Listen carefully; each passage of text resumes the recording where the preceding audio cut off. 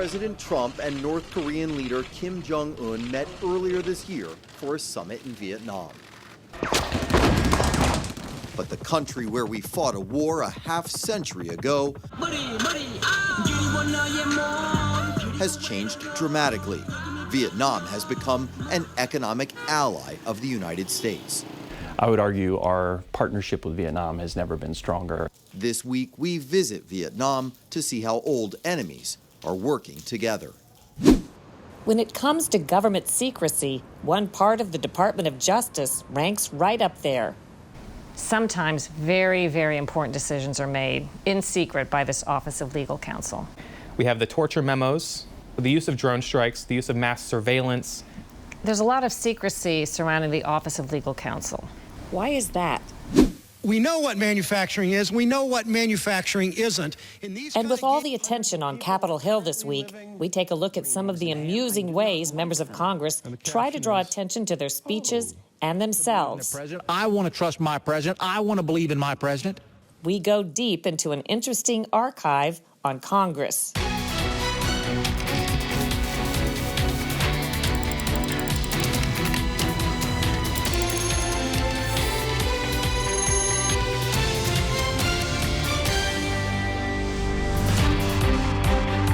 Welcome to Full Measure. I'm Sharyl Attkisson. President Trump met with North Korean leader Kim Jong-un in Vietnam earlier this year. Today, we take our own fascinating trip to Vietnam, where the U.S. once fought and lost an unpopular war. The winners were communists allied with China. Now Scott Thuma discovered our former enemy is playing a central role in an economic war between the U.S. and China to their own benefit. Flying into Hanoi, the city has all the appearance of any other urban landscape on approach, bright lights and friendly skies. But to another generation of Americans, the flight over Hanoi was a totally different experience. That was 47 years ago, the so-called Christmas bombing, part of the last major air offensive of the Vietnam War. For many Americans, the city's name is forever linked with the Hanoi Hilton, the notorious building that housed POWs like John McCain. But this capital and this country have changed dramatically. Vietnam has become something of an odd ally of the United States. I would argue our partnership with Vietnam has never been stronger. And the fact that we can talk about a partnership with Vietnam, given our complex and tragic history, is quite meaningful and even emotional. Dan Crittenbrink is the U.S. ambassador to Vietnam, who has spent years representing the United States' interests in Asia. One of my predecessors in this job made that point to me a couple months back, in which he said, it's close to miraculous what we've achieved here with the Vietnamese, but it is by no means an accident, right? Again, people have worked very hard, taken risks and shown courage to overcome our past and now build this partnership and this friendship. One that appears much friendlier since the U.S. engaged in what many call a trade war with China. The U.S. imposed tariffs last year on Chinese goods. China retaliated, raising the cost on American companies sending products its way. Some American businesses are considering moving out of China, others bypassing it altogether, setting up shop right here.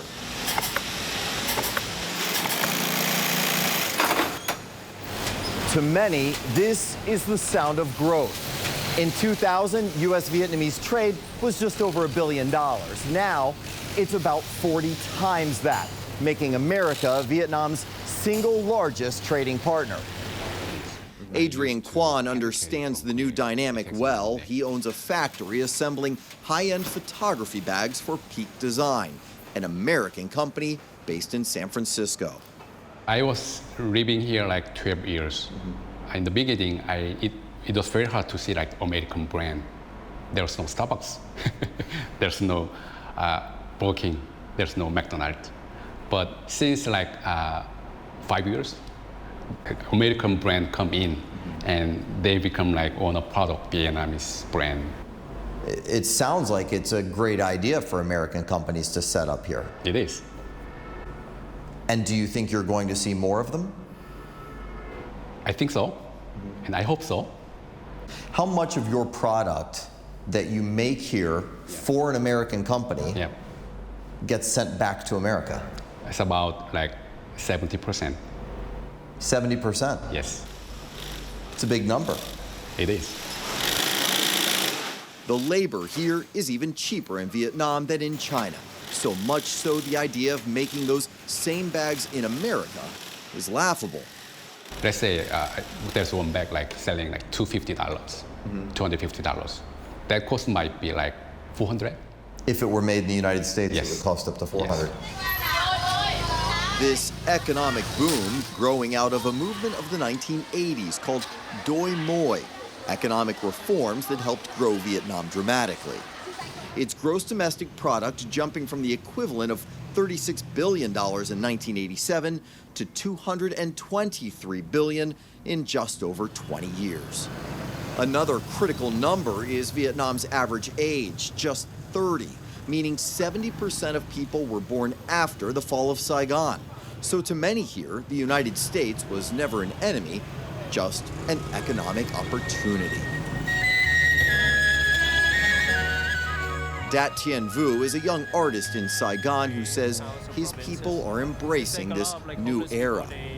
Why do you think there has been that change? I think they want to embrace like a new peace era or just development. They live comfortably. They want their family to, I don't know, be well fed and safe. And I think therefore everybody is more open towards outside foreigners. You talk about foreign investment. Last year we saw about $35 billion in foreign investment from the U.S.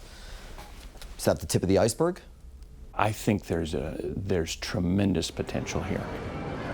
But it's not all factories and fashion. American movies have also made a home in Vietnam. Kong Skull Island grossed more than $500 million and sparked a desire among U.S. directors. Mai Shong is a Vietnamese producer who worked on Skull Island and says the industry has surged over the last 3 years. How busy is it? How much work is out there right now? If you want, you just constantly working, never stop. You can take up a job as much as you want. Of course, if you have skills and everything. What's the future? Very bright. I would say there's a lot of big Hollywood production that looking into here, and they a lot of them got permit already. A lot of them are quite a few of them are in prep. So it's really looking really good, I would say. The byproduct of all that Hollywood hype? More American tourists fascinated by its beauty, and then there's war tourism. Americans coming to see and understand how this once contentious relationship has transformed, how old enemies have become new friends.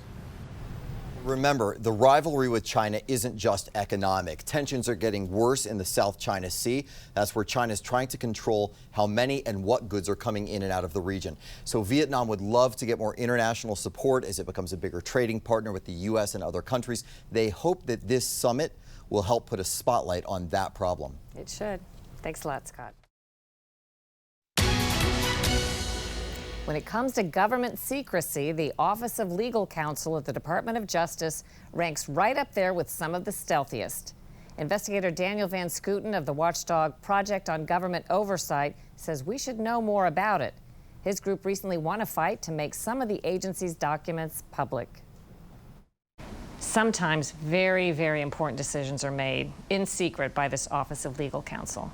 Absolutely. Decisions that may impact many Americans. Yes. They have several examples that were made public. We have the torture memos that have affected America's interactions with the world. There was a memo that was released in 2014 about the killing of an American citizen who was working with the terrorist organization overseas. Was that the drone strike? That's right. So the use of drone strikes, the use of mass surveillance, these are all legal questions, or they all are partially legal questions about constitutionality and, exactly how to define certain terms. That even though they're arcane, they do affect the country as a whole. There's a lot of secrecy surrounding the Office of Legal Counsel. Why is that? Is it treated sort of like attorney-client privilege because they are advising federal agencies and the White House?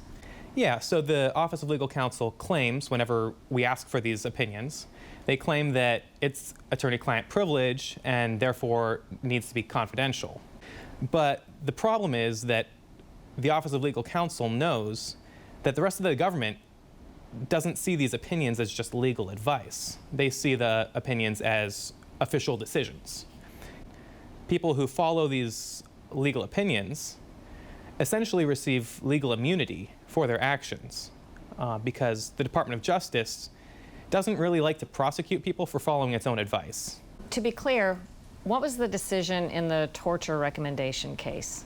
The decision from the Office of Legal Counsel was that what we call enhanced interrogation techniques did not constitute torture as defined by international law or applicable U.S.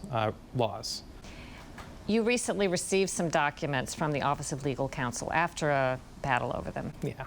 What were you seeking in simple terms, and what did you learn from the documents you got? So we were seeking just the titles of their opinions from 2017. The titles are pretty bland, usually. They don't describe the decision, they describe the subject. Like one of the ones that we got back after an appeal was the administration of the John F. Kennedy Centennial Commission. There's really nothing in that should ever have been redacted. What is it you learned, if anything, of some noteworthiness out of these documents or titles that you got? On the big picture, we learned that there was really no reason for these to be redacted in the first place. On the more specific side, we learned that there's some ambiguity in the law regarding lobbying restrictions on very senior government officials. The law says federal workers earning as much as a high-level cabinet secretary, upwards of $200,000 a year, are restricted on lobby work they can do after they leave the government. The documents obtained by the Project on Government Oversight reveal some federal workers in the last days of the Obama administration wanted to know, do the lobbying restrictions only apply to those earning exactly as much as a cabinet secretary, or also to those who earn more? And so the Office of Legal Counsel decided to interpret that law narrowly and say it only applies, these lobbying restrictions only apply to people who make exactly as much as cabinet secretaries. That decision, made in secret at the time, opened the door for high earners exiting the Obama administration to have more freedom to become paid lobbyists. In the big picture, what do you think is the takeaway if Americans think this is sort of an arcane group that doesn't matter? I'd say that these are, it is an arcane group that does matter. When there's disagreement in the executive branch, someone needs to make that decision, and I'd rather have lawyers making it than a political appointee. But they can't keep having it both ways. There needs to be transparency in these rules so that we know what the government is doing and we can fix it if they make a mistake. In a newly released decision, the Justice Department Office of Legal Counsel concluded certain non-sports gambling, as well as sports gambling, that uses interstate or foreign communications is prohibited under a law called the Wire Act. Coming up on Full Measure, you may have seen the creative ways that lawmakers try to make their point. We dive into an interesting archive tracking congressional charts next. Regular viewers of C-SPAN or House and Senate floor speeches are familiar with the charts members of Congress use to make their point. They've been using so-called floor charts since at least the early 1900s, long before we could see them on TV. And now William Gray, founder and curator of floorcharts.com, is trying to track and preserve them. So I think it's absolutely critical that you know there is only 2 cents worth of sugar in that candy bar. And did you know... What makes for an effective chart in your view? In my view, an effective chart has one message that I can read from a TV screen, whether that's a cute animal with a giant phrase like teapots or tea museums, and has a message tied with the lawmaker to say, I'm trying to tell you one thing very clearly. The message is clear. With an image that's going to get your attention. But then we find out, actually, he's a child of one of the protesters that's protesting the Trump administration. Hundreds of people are currently living in shelters. Hundreds of animals from homes and ranches are, in a sense, volcano refugees. This is a very good example of if you are literally flipping through the channels and you see this, you're going to stop, which is what most of my friends did when they saw this on C-SPAN. We know what manufacturing is. We know what manufacturing isn't. The irony is that this came out of an actual serious economic debate where George W. Bush's team was asking if you actually put a hamburger together under our tax laws, is that manufacturing or not? And Sherrod Brown was saying, no, this cannot be the same thing as making a car. But he put a poster to it because it let him do a political ding and also make a nice visual image against the president whom he didn't agree with on the issue. So this is 9 charts individually, actually.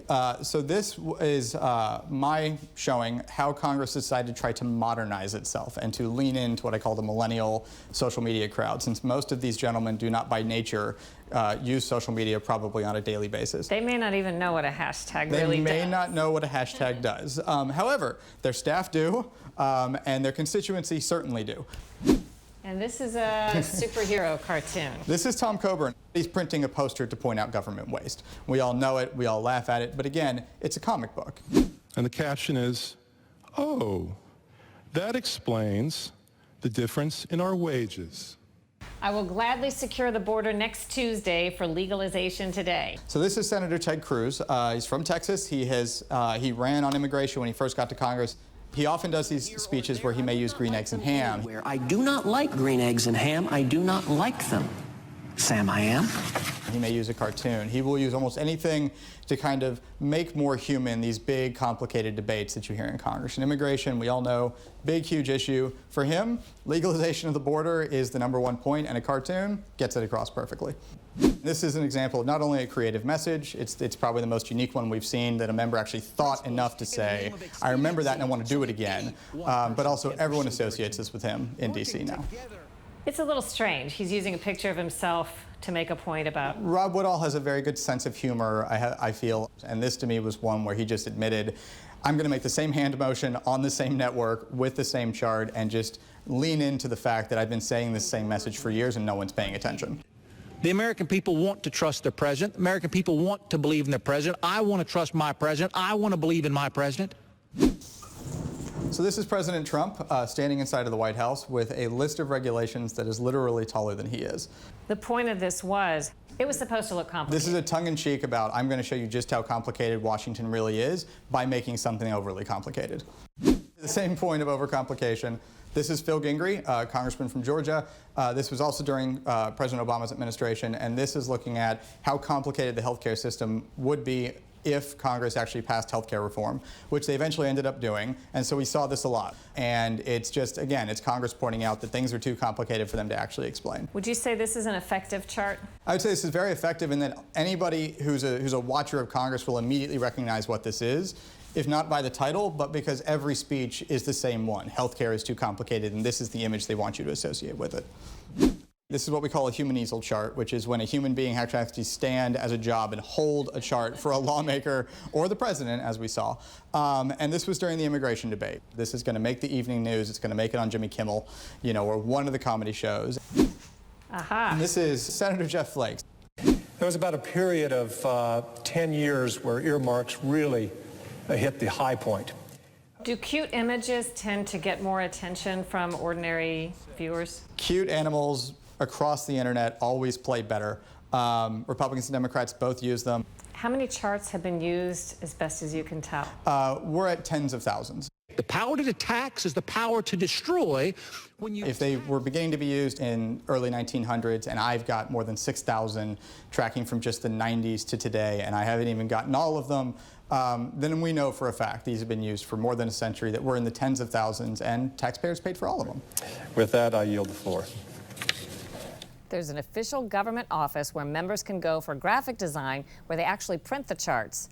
The last 115th Congress used well over 1,000 charts, Gray says, averaging about $100 a piece. So over 2 years in one Congress, we're talking over $100,000. Coming up on Full Measure, what do cats and your tax dollars have in common? You'll find out next. And In our Follow the Money this week, President Trump is moving to pull U.S. troops from Afghanistan, but the Defense Department is still planning on sending in billions of your tax dollars. The Inspector General for Afghanistan is reporting on a huge taxpayer waste concern, sending 159 U.S. Black Hawk helicopters to replace an aging fleet of the Afghan Air Force. The estimated cost over 6 years, up to $7 billion. But there are a couple of problems. According to the report, based on the current delivery schedule, there probably won't be enough Afghan pilots to actually fly the helicopters, and there won't be enough Afghan crews to maintain them. The estimated cost alone for U.S. contractors to maintain the aircraft is more than $2.8 billion. At this point, there's no plan to scale back the number of Black Hawks to match the likely number of pilots and crews who can be trained. Another question of taxpayer waste on cat studies. Senator Joni Ernst is calling out the National Institutes of Health, or NIH, for spending $1.3 million tax dollars to study how classical music impacts cats' behavior. In all, there were 10 studies. One of them found that playing classical music for cats every day led them to be less likely to cough up hairballs. Ernst takes issue not just with the studies, but secrecy. She says the NIH is refusing to disclose the exact costs of those studies. She's asking the Government Accountability Office to look into it. Next week on Full Measure. Right now we're heading into an area that's completely controlled by the gangs. Gang members from Central America's notorious MS-13 are wreaking terror, committing horrendous crimes in some American cities. We journeyed to Honduras for a rare interview with some MS-13 members. So you guys are both hitmen? We'll also learn firsthand more about why so many Hondurans are risking their lives, joining caravans to try to enter the U.S. any way they can.